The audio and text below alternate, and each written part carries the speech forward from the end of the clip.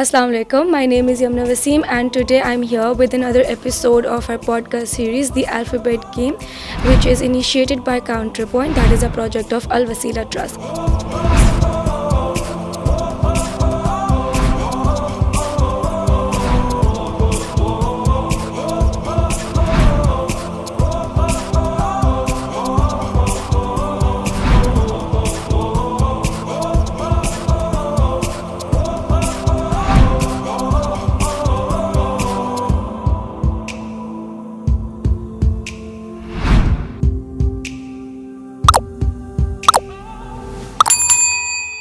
Counterpoint actively works on social issues like atheism, domestic violence, the flip side of LGBTQ, and substance abuse.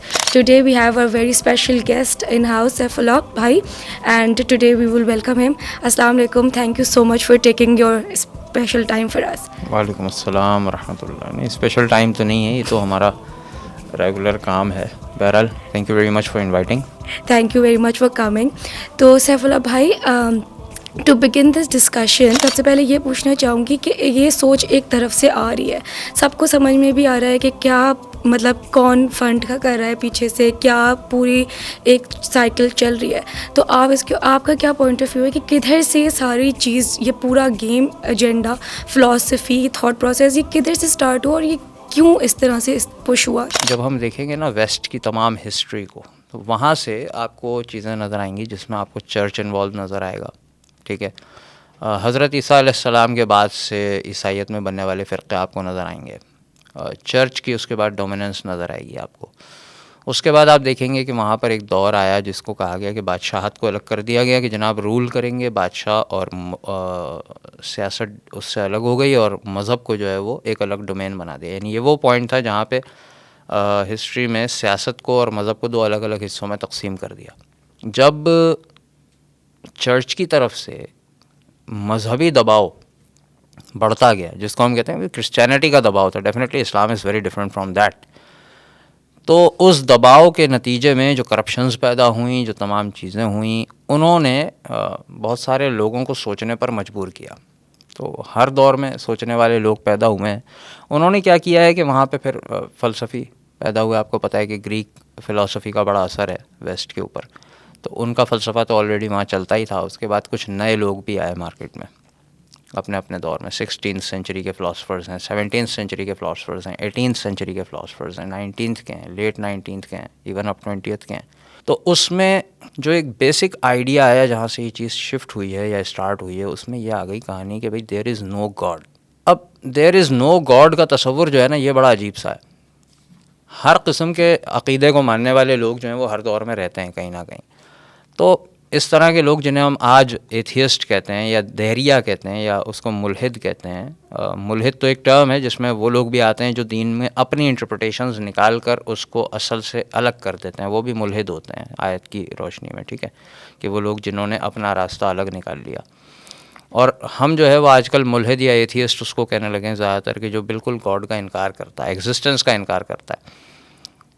तो ये concepts इनफरादी तौर पर कहीं ना कहीं लोगों में हमेशा से रहे हैं।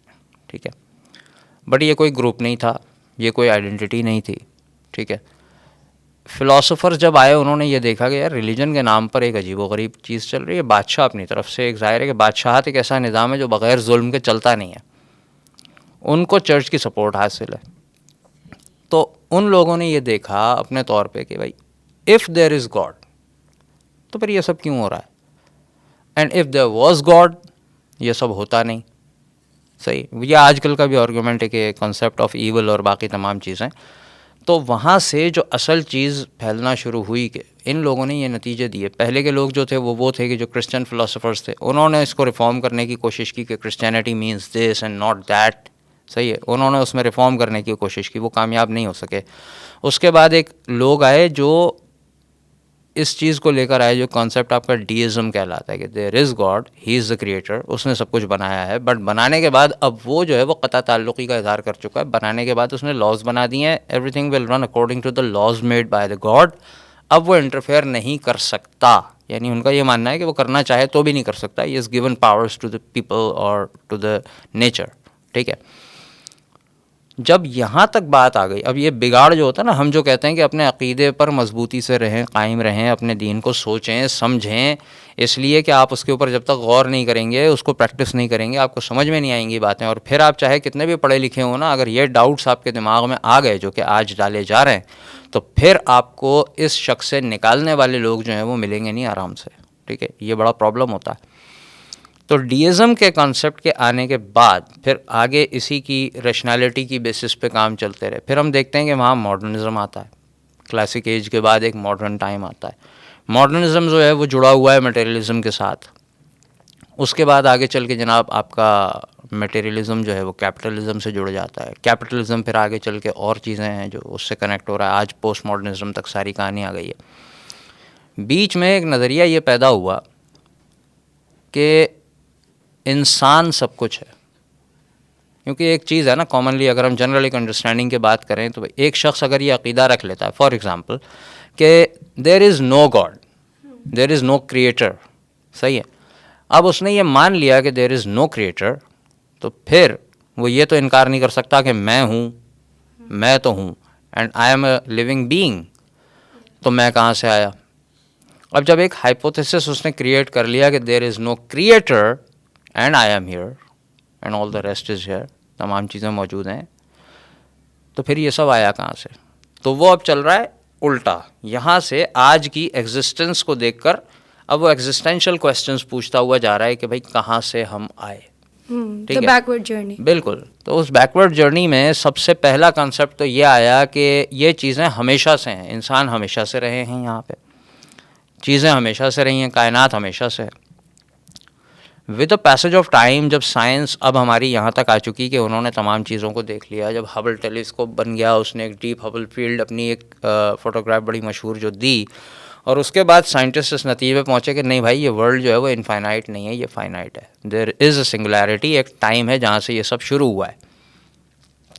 तो बहुत दिलचस्प बात है कि ख़ुद साइंटिफिक हलक़ों में इस बात पर बहुत इशू हुआ कि यार इस बात को ना माना जाए। अगर इसको मान लिया ना तो हमको फिर आर्गूमेंट मानना पड़ जाएगा मजहबी लोगों का। ठीक है, क्योंकि वो कहते हैं कि इन चीज़ों को पहले ये नहीं थी, बाद में आई, किसी ने बनाया। अब वो ख़ुद वहाँ तक पहुँचे, उसको डिनाई तो कर नहीं सकते, क्योंकि जो ईमानदार साइंटिस्ट है वो कह रहा है हमारा काम फैसला करना थोड़ी होता है, जो है हम निकाल के सामने रख रहे हैं आपको। अब उसके अंदर आप कोई मीनिंग पैदा करें अपनी तरफ से तो वो आपका अपना प्रॉब्लम है। हम कोई मीनिंग पैदा नहीं करते, हम जो है वो चीज़ आपको रख के दे देते हैं, ये उनका कहना है। अब जब आपकी बात यहाँ तक आ गई कि world is finite, the universe is finite, तो फिर डेफिनेटली कोई ना कोई क्रिएटर होगा। फिर आप जानते हैं कि वो डार्विन का काम आ जाता है बीच में। जब डार्विन ने अपनी एक थ्योरी दे दी, सही है, तो वहाँ से लेकर जो चीज़ चलना शुरू हुई है, तो काफ़ी लोगों को इस बात का लगा कि हमें जवाब मिल गया है कि इंसान कहाँ से आया। ठीक है, इंसान कहाँ से आया जी। अब जनरल एक अंडरस्टैंडिंग जो पब्लिक हमारी समझ पाएगी बात को कि बंदर से आया। पूछो बंदर कहाँ से आया, तो वो पीछे किसी चीज़ से आया, फिर वो पीछे किसी चीज़। तो भाई लाइफ कैसे फॉर्म हुई, तो उसके दो जवाब हैं उनके पास। एक है खुद ब खुद और एक है इत्तेफाक से। ठीक है, और दोनों कितने साइंटिफिक हैं इसका सबको पता है। ठीक है, खुद ब खुद पैदा हुआ या इत्तेफाक से पैदा हुआ। बहरहाल जब आपके इन तमाम नज़रियात के साथ मिलकर एक थॉट बनती है तो फिर क्या होता है, स्टिल यू बिलीव कि देयर इज़ नो गॉड। अब हमें यह भी समझ में नहीं आ रहा कि हम यहाँ क्यों हैं, क्या है। हम उस सवाल को भी छोड़ देते हैं कि यार कहाँ से आए, अब छोड़ें, आज तो है ना, अब आज क्या करें। बादशाह आज जुल्म कर रहा है, चर्च अपना पता नहीं क्या बाइबल का दीन छोड़ छाड़ के एक नया जो है वो बना के आज बैठ गया है। ठीक है, इसी तरह दुनिया में और भी बहुत सारी चीज़ें जो हो रही हैं, हम तो आज देख रहे हैं। तो उन्होंने ये फ़ैसला किया कि तमाम मखलूक़ात में इंसान, अब देखें इनएविटेबली बंदा पहुंचता वही है जो खालिक ने कहा है, लेकिन वो उसकी मीनिंग अपनी दे रहा है, इंटरप्रिटेशन अपनी दे रहा है। डेफिनेशंस की वॉर हो गई। हाँ, तमाम की तमाम मखलूक़ात में कॉन्शियस बीइंग जो है वो इंसान है। इंसान है, बिल्कुल। अब इस कॉन्शियस बीइंग को हमें कोई ना कोई मकसद होना चाहिए इसका। तो मकसद कैसे आएगा कि भाई अब मरना है तो वो तो हम मर जाएंगे ना। There is only once, life is once, वो योलो का कॉन्सेप्ट जो ओनली लिव वंस, एक दफ़ा आप जीते हैं उसके बाद दोबारा ज़िंदगी नहीं है, तो फिर आप जैसे चाहें खुश रहें बस। ठीक है, तो ये एक नतीजा निकलेगा कि आप खुश रहें। ठीक है ना, कोई किसी पे जुल्म ना करे और आप हमेशा खुश रहें। तो बेसिक आपकी चीज़ क्या आ गई कि हैप्पीनेस, ठीक है। और अब इन परसूट ऑफ हैप्पीनेस सारी की सारी कहानी जो है वो आगे चली है फिलोसोफर्स की। इस पूरे नज़रिए को जो एक नाम दिया जाता है इन शॉर्ट, यानी मैं ये चाहता हूँ कि इतनी जो बात अभी 5-7-10 मिनट मैंने की है, इससे बंदा ये समझ पाए कि इस पूरे गड़बड़ घोटाले का जो एक नाम है वो क्या है। तो वहाँ पर यह है कि इंसान जो है वो एक सुप्रीम बीइंग है कायनात में, ऑटोनोमस बीइंग है, सोच सकता है, समझ सकता है। इसका मकसद हयात खुद यही है, फ्री विल। किसी और को खुश करना इसका मकसद नहीं है, इसका मकसद अपनी खुशी है, ठीक है। This concept is called humanism, ठीक है। तो जितनी भी कहानी जिसे आप वर्ड गेम कहते हैं आज, ये सारी की सारी जो है ये क्या चलती है, ये ह्यूमनिज़म के गिर्द घूम रही है। अब जब हमने ह्यूमनिज़म को तस्लीम कर लिया तो आप इस चीज़ को देखें कि इंसान ही अगर सब कुछ है तो इंसान की अपनी आइडेंटिटी क्या है, वो क्या है, खुद क्या है। तो उन्होंने कहा भाई इंसान वो है जो वो सोचता है। हालांकि मेडिकल साइंस हमारी आज जो है वो आज भी यही बात बताती है, और इतनी जो उसके अंदर डेवलपमेंट हुई है वो सारी इन्हीं बातों की वजह से हुई है कि जो आपकी बायोलॉजी है, आपकी साइकोलॉजी उसी के अकॉर्डिंग बनती है। बिल्कुल, you can not leave that behind कि साइकोलॉजी आपकी जो है वो out of the bound of biology कुछ और बता रही है आपको, सही है ना। आपकी जो न्यूरल स्ट्रक्चर है वो बायोलॉजी का हिस्सा है, बिल्कुल सही है। हम देखते हैं कि ये जो बायोलॉजिकल न्यूरल वायरिंग है इसके अंदर जब खराबियां भी होती हैं, डेफिनेटली इसके अंदर डिसऑर्डर्स होते हैं जिनको मेंटल हेल्थ इश्यूज़ कहते हैं, जिनको मेंटल इलनेसेस कहते हैं, एलिमेंट्स कहते हैं, डिजीज़ कहते हैं। अब आज तक आके इन्होंने जो कहानी कर दी है वो क्या है कि नहीं जी, साइकोलॉजी बेहतर है, फोकियत रखती है बायोलॉजी पर। इंसान जो सोच रहा है वो, अब हम जब ये बात जानते हैं कि भाई एक शख्स ज़हनी तौर पर कमज़ोर होने से लेकर, सही, वरना आप पूरा EQ IQ सारी थ्योरीज खत्म कर दें आप, ठीक है, ठीक। आप जब मानते हैं कि इंसान ज़हनी तौर पे ताकतवर भी होता है, कमज़ोर भी होता है, भूलता भी है, हाफजे की बीमारियां भी होती हैं, सब न्यूरल स्ट्रक्चर्स की वजह से होती हैं, मिर्गी के दौरे भी उसको उसी वजह से पड़ते हैं, उसके अंदर जो है वो जितने मुख्तलिफ डिसऑर्डर्स हैं, सही। आपका स्किज़ोफ्रेनिया क्या है, आपका ज़हनी बीमारी है, इसके अलावा और भी आपके जो चीज़ें हैं, सही सारा। तो वहाँ से लेकर एक मेंटली रिटार्टेड इंसान तक जो हमदर्दी का मुस्तहिक होता है, बिल्कुल वहाँ तक इसका मतलब है कि आपकी न्यूरल बाइंडिंग जो है उसके अंदर प्रॉब्लम हो सकता है। तो हम किसी शख्स की जहन की सोच पर कैसे भरोसा करके ये बात कह सकते हैं कि भाई जो वो कह रहा है वही ठीक है, ठीक है। इसको नाम दिया जाता है सेल्फ परसीव्ड आइडेंटिटीज़, जो हमारे यहाँ एक्ट में भी लाने की कोशिश की गई थी ना, इसी की बेस पे बनाया था। और आज सारी जंग जो चल रही है दुनिया में पावर की, वो इसी वजह से कि भाई सेल्फ परसेप्शन की बिना पे जो बंदा अपने आप को कह रहा है कि मैं ये हूँ, उसको वो मान लो, ठीक है। अच्छा, मान लें या ना मान लें वो एक अलग बात है। हम बीइंग अ मुस्लिम बिल्कुल नहीं मान सकते, क्योंकि हमें पता है कि हम ह्यूमन बीइंग वाले कॉन्सेप्ट पे नहीं है, हम अब्द वाले कॉन्सेप्ट पे हैं कि हमें खालिक ने पैदा किया, हम उसके पाबंद हैं, मुकल्लफ हैं, ठीक है। हमें बाकी मखलूक़ात से जो चीज़ मुनफरिद बनाती है वो ये है कि हम मुकल्लफ हैं, ठीक है, हम जवाबदेह हैं, हमको तकलीफ़ में डाला गया अल्लाह ने पाबंदियों में, क्योंकि हम आजमाइश गाह में हैं इस वक्त, सही है। अब ह्यूमनिज़म के बाद जब हम देखते हैं कि इंसान सेल्फ परसीव्ड आइडेंटिटी का मुतालबा कर रहा है, तो हमारा ये एतराज़ करना तो बिल्कुल जायज़ है। जब ख़राबी होती है ना, जब आपने एक बेसिक आइडिया को छोड़ दिया, खालिक के आइडिया को छोड़ दिया, अब आप भटकते ही रहेंगे कि यार रूल क्या है, मैं हूँ किस वजह से, मुझे करना क्या है इस दुनिया में, सही है ना। अब आप सवाल लेकर भटकते रहेंगे। अब जड़ें आपकी इतनी कमज़ोर हो जाए तो फिर आगे आपने क्या करना है? बिल्कुल, क्योंकि अब आपके पास जवाब जो है उसको तो आप मान नहीं रहे, अब एक नया जवाब लेके एक नई जर्नी स्टार्ट करना चाह रहे हैं। तो you have just a small life span, अपना 50 60 70 80 साल का आप लाइफ स्पैन रखते हैं, उसमें आप कितनी अपनी अपॉर्चुनिटीज़ अवेल कर लेंगे, how lucky you can get, बिल्कुल सही है ना। आप उसमें अपनी ज़िंदगी के जवाबदेह हैं, आप उसमें क्या करके चले जाएंगे दुनिया में इतना कि we are looking for the new answers और we deny the answers given by the God. इंतहाई अजीबोगरीब किस्म की बात है। अब ये चीज़ ह्यूमनिज़म से होकर सेल्फ परसीव तक इसलिए आ गई कि आपकी चीज़ें चलते चलते जब आपने बुनियादी नज़रियात को रद्द कर दिया कि there is no one to answer our questions, तो फिर आप खुद ही जवाब निकाल रहे हो। जब आप खुद ही जवाब निकाल रहे हो तो फिर मैं उसका जवाब क्यों मानूँ, मैं आपका जवाब क्यों मानूँ, मैं किसी और का जवाब क्यों मानूँ, मैं अपना जवाब खुद क्यों ना निकाल लूँ। और जब मैं निकाल लूँ तो मैं भी सोच सकता हूँ, वो भी सोच सकता है, रिलेटिविज्म आ जाएगा, it's your point of view, it's my point of view, ठीक है। इंडिविजुअलिज्म आ जाएगा कि जनाब मैं अपनी जगह पे ठीक हूँ। और यहाँ पर ऐसी ऐसी चीज़ें फिर मजाक तो बनती हैं। मिसाल के तौर पे देखें, एक मीम बड़ी अभी मशहूर हुई, 2 characters are talking to each other, एक फिल्म का सीन ले लिया उन्होंने जो कि एक नॉर्म है मीम बनाने का। The one is saying in the dialogue box के I was born male, now I identify as a woman, who are you to जज मी? सामने वाला आदमी कहता है आई आइडेंटिफाई एज अ जज। ठीक, जब आइडेंटिफाई करना ठीक है, मैं जज हूँ मैं अपने आप को, but you can not actually जज देम। यस। इसे बुरा बना दिया गया है, ठीक है ना, इसको बुरा बना दिया। और इधर मुझे लगता है जजमेंटल होने की कोई बात नहीं, ये बिल्कुल एक बात है कि हमारी जो मतलब हमारी जो बेस लाइन है या जो हमारे इस्लामिक आइडियोलॉजी से भी जो हमारे फाउंडेशंस हैं वो ही हमें इस चीज़ की इजाज़त नहीं देते। तो इसमें जजमेंटल होने की तो कुछ बात है नहीं, ये तो बिल्कुल ब्लैक और वाइट है, इसमें कोई ग्रे एरिया है ही नहीं। नहीं, एक्चुअली इसमें ग्रे एरिया बिल्कुल भी नहीं है, लेकिन उनके लिए जो इन चीज़ों को जानते हो, ठीक है ना, अब जो लोग अभी स्ट्रगल कर रहे हैं कि we don't know about the details of these things, वो तो ग्रे एरिया में ही है, ठीक है, वो तो बेचारे उनकी भी सुन रहे हैं, इधर भी सुन रहे हैं, और वो शायद हमें बेवकूफ़ समझ रहे हैं, क्योंकि हमारा एक परसेप्शन बना दिया गया है ना कि मौलवी को क्या पता, बेचारा ये तो जाहिल आदमी होता है, ठीक है ना। हम तो उनको कहते हैं आइए बैठिए हमारे सामने, हम आपको बताते हैं ना, आपकी फील्ड में बात करके, आपकी ज़बान में, आपके लेवल पे बात करके, ऐसी कौन सी बात हो गई। सही है, ये जो बात है कि जजमेंटल होने को उन्होंने एक नेगेटिव परसेप्शन बना दिया, तो ये आपके हथियारों में से एक हथियार है कि मतलब आप उसको, ये पूरी एक डोमिनेंट गेम है कि किस तरह एक परसेप्शन बनाया जाता है, एक नैरेटिव किस तरह बनाया जाता है, साइकोलॉजी किस तरह तब्दील की जाती है लोगों की। आप जजमेंटल हो रहे हैं इस अंदाज में, आप 100 बार कहिए, सामने वाले को लगेगा ये काम ही गलत है। भाई आई कैन जज यू यार, मेरे पास गाइडलाइंस मौजूद है अल्लाह रसूल की दी हुई, मैं उस पर रख के हर एक को परखता हूँ कि कौन सही है कौन गलत है।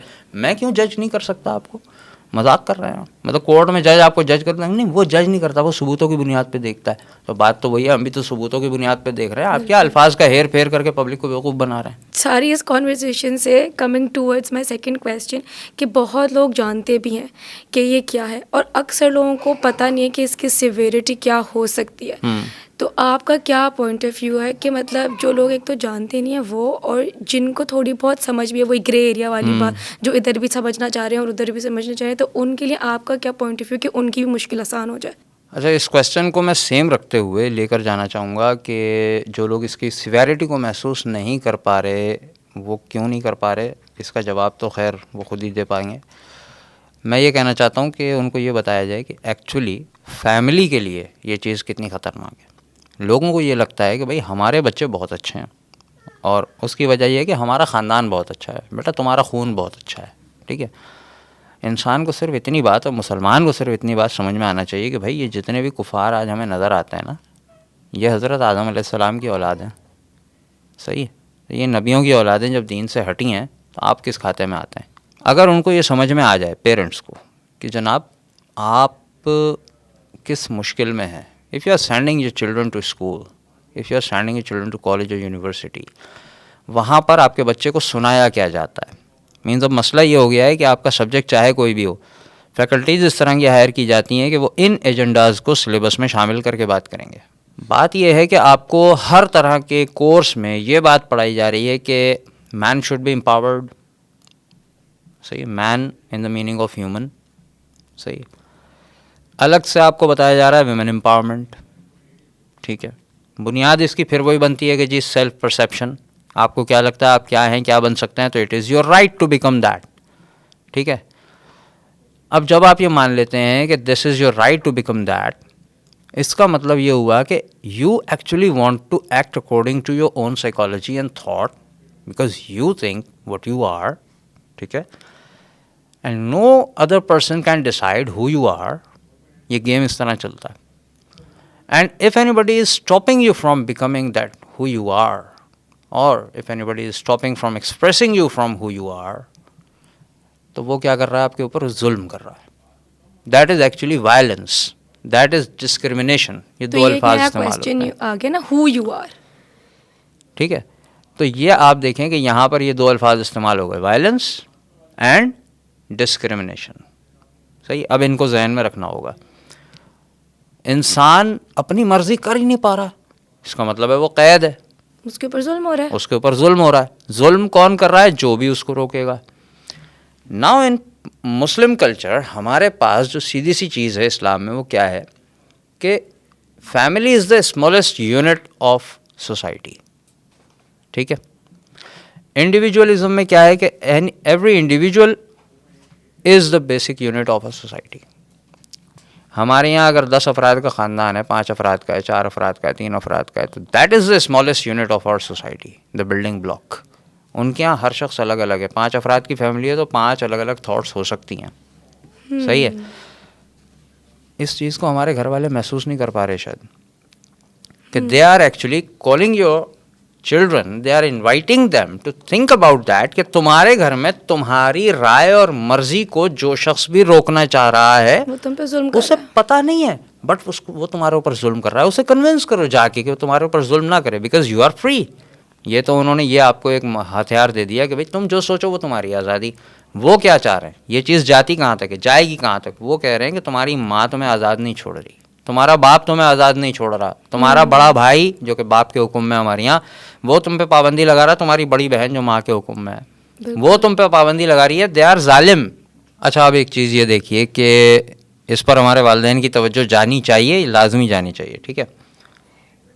When the idea of freedom comes in the mind, and especially from the institute where you're going to study something, वहाँ से जब कोई आ रहा है, क्योंकि प्रोफेसर को आप जाहिल तस्वुर नहीं करते ना, उसको आप पहले ही मरूब होते हैं उससे कि यार ये तो कुछ जानता है बहुत कुछ, और उनका फिर नैरेटिव बनाने का अंदाज़ है। Definitely teachers are master and expert of narratives.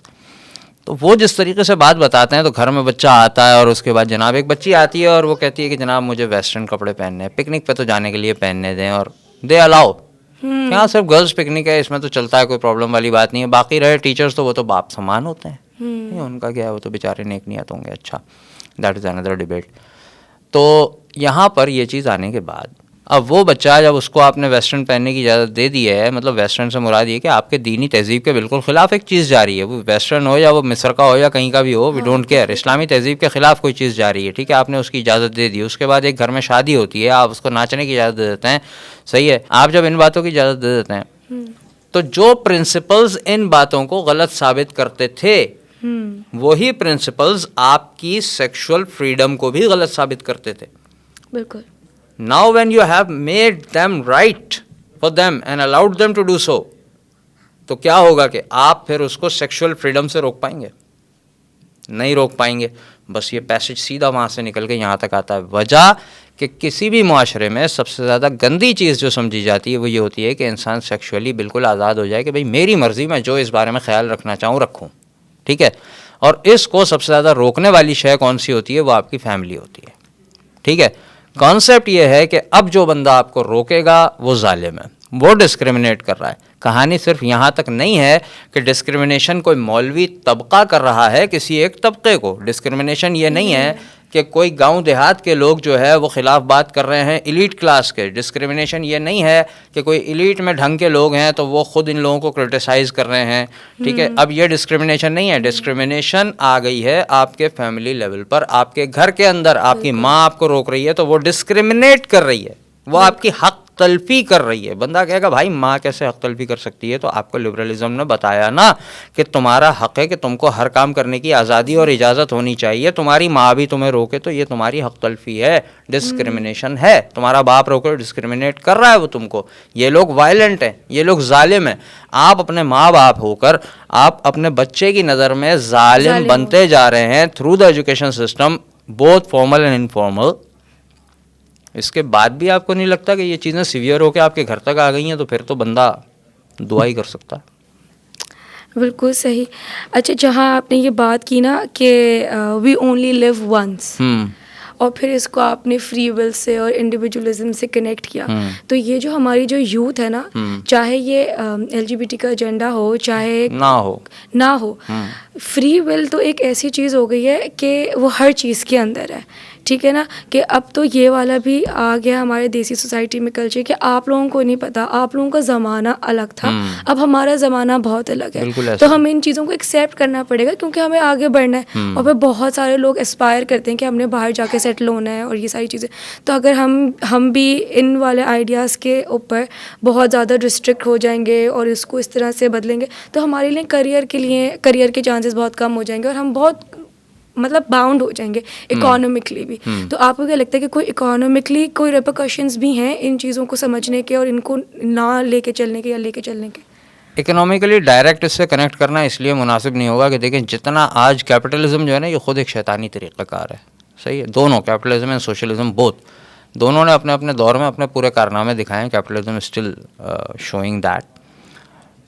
ये तो दज्जाल की जन्नत का एक निज़ाम है कैपिटलिज्म, ठीक है ना। आप जितने बिगड़ेंगे ये आपको माली फ़ायदा देगा, जितने बिगड़ेंगे माली फ़ायदा देगा।